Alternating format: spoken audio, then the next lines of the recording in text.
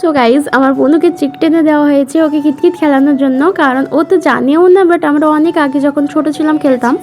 তো আমার বোন তো কিছুই জানে না এসব খেলার মধ্যে, আইডিয়াও নেই, কারণ অ্যাকচুয়ালি এখনকার বাচ্চারা কিতকিত এসব জিনিসটা সবই ভুলে গেছে।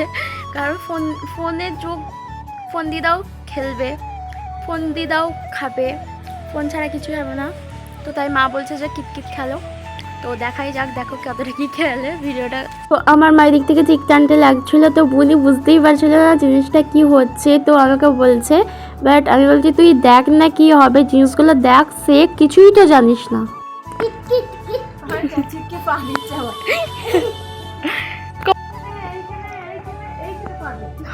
তো তারপরে আমার মা শিখিয়ে দিচ্ছিল কি, আমার মাই বললো যে খেলো।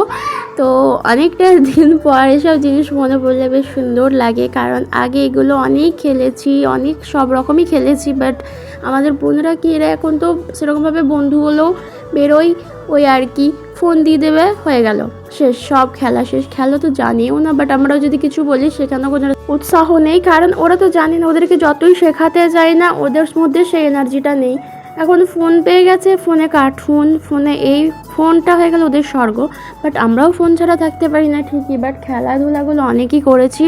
বাট এটাই চাইবো যে বাচ্চারা খেলাধুলার মধ্যে যেন বড় হোক।